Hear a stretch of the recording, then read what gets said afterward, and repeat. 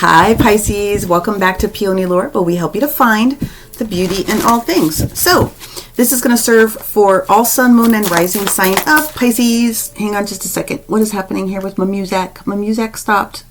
So we will just figure out what's going on.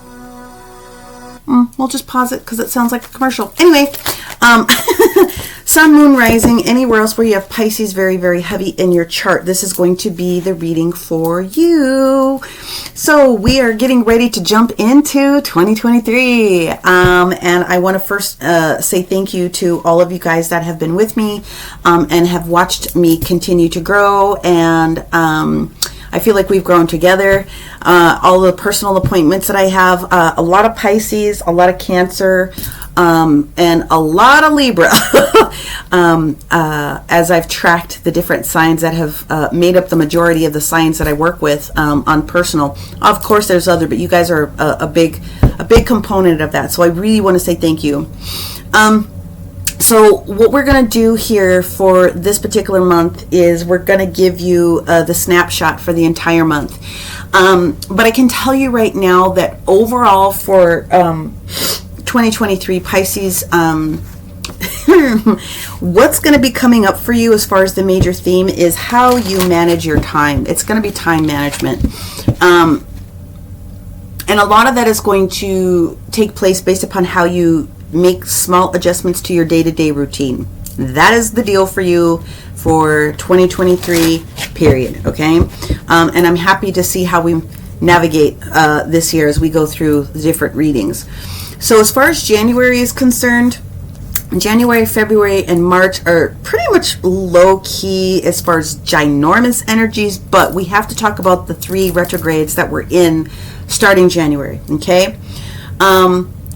Mercury retrograde is already in play until the 18th of January, which could have already affected and will continue to affect, potentially, communication for some, connection for some. I call it the scrambled egg syndrome.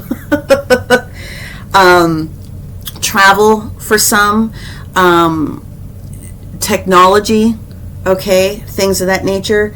It always is what it is, but you have to remember that retrogrades are opportunities for you to realize that this is going to take place and to just kind of review things, right?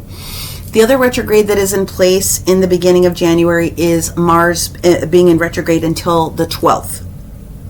So if you have Gemini or Virgo in your chart, those are the signs that Mercury rules Pisces. Then you may want to go take a look at some of those readings if you were really feeling scrambled. And if you have Aries very heavy in your chart for some major placements, then you're gonna want to take a look at the Aries reading because Aries is governed by Mars. The other big thing that's going to be switching and taking place here, 21st, 22nd, is the shift from Uranus and Taurus into Uranus into Aquarius. Huge. The other big thing that takes place is the Lunar New Year, which takes place on the 22nd. So we switch from the year of the tiger into the year of the rabbit. Which is very auspicious, very calming energy, which matches the frequency of the 7 universal year of 2023 being a little bit more spiritual for people, a lot more internal things that are going on, a little bit more quiet compared to 2023 as far as personal energy, okay? But the standard placements that are going to be taking place in January, of course, is the portal energy that starts 1/1. Then we have the full moon in Cancer on the 6th.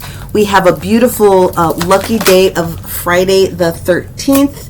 And then I don't know why, but I'm being called to bring out the 16th, which is traditionally MLK here in the U.S. There's something that they want me to do. We'll get to it when they let me know what that is. And then, of course, we have the new moon in Aquarius on the 21st. So we really do have a very small energetic month as far as major things. February also is going to be very chill. March is going to be chill until we get to these eclipses in the month of April. So we get a chance to ease into some things, my friends, but again, your major constraint or your major lesson for what I see for 2023 is going to be about how you make some shifts on a day-to-day basis to gain back and maximize time management for yourself. So what we're going to do is we're going to look at the energy oracle cards. We're going to take a look at some angel cards. We're going to pull out the Kipper. I will pull out 1 or 2 cards from the tarot to represent week 1, 2, 3, 4, few pieces, and then I will go in with the Oracle of the Radiant Sun before I get into the description of the crystal support and things like that for your sacred geometry, as we always start. So for our Pisces, we have the Egg of Life, right? It's the key to the blueprint, and I think, if I'm not mistaken, it was either Sagittarius or Capricorn, I think, that had a variation of this one. I'm pretty sure. Variation of not that specific card. So that is what it is. The energy oracle for our Pisces is talking about a lot about your heart chakra being adjusted.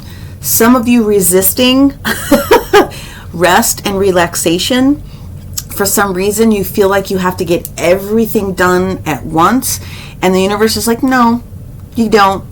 But what you are coming out of and what's being supported, and maybe it's because you're finally coming out of financial issues or where you felt like you had financial constraint, but the universe is like, no, you don't need to do that. Never resist rest when the universe gives us downtime, because that's where we're integrating the different energies that we've picked up.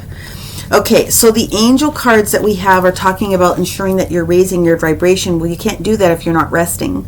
So they do a lot of energetic work on us whilst we're sleeping and are napping or getting our downtime. You know that. What you gain out of it is strength and guidance, of course. And what they're trying to tell you to do is take time to earth and ground. It's time for you to make sure that you're doing that, okay? So make sure that you're taking those steps, Pisces, here in the month of January, so that you can get everything that you're supposed to get. Within the Kipper energy, what we have that supports that is this despair card. Now, so for me, it's not so much despair as much it is that monkey mind that's going through with the different shifts that are taking place right now energetically. We do have some things that are going to be taking place and shifting for you, like we already said. It's going to be time management overall for you, but here in January, there is a shift that's going to be taking place. I do feel that there's some finance that goes along with this. It's energy, I think, that you're releasing. So if I had to say anything else, I would say that if you're doing anything, you're releasing this final piece of energy with that full moon in Cancer that comes up the 5th or the 6th, depending upon where it is that you live. But something somewhere is shifting, and so you're moving past the crazy thoughts. You're moving past what was stuck. They're basically repeating themselves. You're moving past what was stuck with this imprisonment energy and this thought. You're getting yourself out of this, I want to call it the 8 of Swords energy, but also the 9 of Swords energy, because we are realizing that we don't have to own that energy, and it doesn't have to be long term. It can be short term if we allow it to be, which is what that 9 of Swords is, that last version of anxiety or angst or feeling like you got to go. You can't get your brain to slow down. Here's the deal. You are resisting something. This coffin in the reverse position is you're resisting something. It's very similar to the Death card in the regular tarot, in that you're resisting something, but you're resisting rest because I think, again, you've gone through and you've received some or starting to see the fruits of your labor with this Great Fortune card, and you feel like if you stop now, it's going to go away. That's not how it works. You get the opportunity to go in with the egg, and you get to create the new circumstances. And so please don't feel as though you have to spend all of your energy trying to make up for lost time. I feel that's what I have to tell you. Like, I feel like I'm trying to make up for lost time, and that's just not how it works. Let's go in for a card or two for Pisces before we go into the tarot, and I'll pull in the energy of the tarot. Again, a few cards for each major point of the week. We're not going to put any I know why. This is what's being affected. Yeah, I know. And what's the last energy that comes out of it? Yeah, there we go. Okay. Managing yourself. Here's what's up. You are receiving the benefit of either a financial gain some shifts that are coming forward, or feeling a little bit more grown up in a situation. But what's happening is that without this rest, it's affecting your creativity to bring new things forward, which is where the scrambling is also being affected, which is going to affect your health, mental health, spiritual health, physical health, emotional health if you don't. And basically what they're saying is it's time to take care of yourself. That's literally what this parenting means for you. That's what they're telling me to tell you. So you have to take better care of yourself. And some of that is going to do with time management. Let's just get into it. You have to build the time in your day for sleep, exercise, if that's important to you, meditation, whether that's yoga, whether it's biking, whatever it does that gets you into the zone. If you're avoiding doing that, that's not going to be good for you at all this year. Okay? In order for you to enjoy the fruits of your labor, let's make sure that we're healthy enough to do it. So please do so. All right. All right. They said fair enough. All right. Sounds good. Let's go ahead and pull a couple of cards for our Pisces, and let's see what major items are popping up to support what we've already discussed here for you in January. So let's start with the first week of January. What comes up for our Pisces this first full week of January? I've got 3 cards that popped out. We have the Page of Coins. So we have a new physical opportunity, whether it be money or a person or some new experience. We have the Wheel of Fortune that sits in the reverse position. So this is the energy of Jupiter coming in a little bit. I think that what is stopping you a little bit, this Page of Coins energy is, again, I think that you're beginning to see the fruits of your labor in this particular week. I think you've already started to see it. What ends up with this energy is the 9 of Cups, which is the total fulfillment of what it is that you're asking for. But that Wheel of Fortune in the reverse position, I really feel has everything to do with you resisting. I think you'd have a better opportunity of making sure that you're on the bandwagon by ensuring that you're grounded. Like you're going to miss something if you don't do that. Got to raise your vibration, man. Got to raise your vibration. You've got to rest a little bit so that you know when's the right time during this week to jump on this next opportunity. So please take your rest. All right, second week for our Pisces. Second week for our Pisces. Ooh, they're just popping out. Yes, here we go. We have the Knight of Swords. So someone is approaching you with fast information, okay? Judgment card. I love it. Sitting underneath the Wheel of Fortune. You guys, yeah, literally. Second opportunities. Second opportunities. So if you miss it the first week because you're not resting, then that's on you. But the Judgment card sitting here with this 8 of Wands. So there's communication that's going to be coming towards you, but you also are going to be asked to communicate. Please ensure that you are within your rest so that you can be ready to flow with the conversations. The Judgment card showing up here, Pluto energy, literally, like I said before, the coffin is very similar to the Death card. Resisting something, death, judgment, like we're giving you a second opportunity to allow yourself to be ready to receive this if you are ready to jump on the bandwagon here. So there's a second opportunity that's coming around for you. That is absolutely true. Let's see what we have going on the third week for my Pisces friends. Nope, they said reshuffle that. Alrighty, my bad. This 8 of Wands, though, with it being in the sideways position, what I feel is that part of this conversation has been started. So I think this is a follow-up to something that you've already started because it's already in motion. So you've already taken the steps with communication. You're just waiting for the word. That's what's going on here. Let's go towards the third week. Oh, yeah, that's better. Thank you so much. 7 of Swords energy followed up with the Star, validating that this is something that you already started to discuss. And then we've got the Ace of Cups in the reverse position. So what's happening here again, this is timing.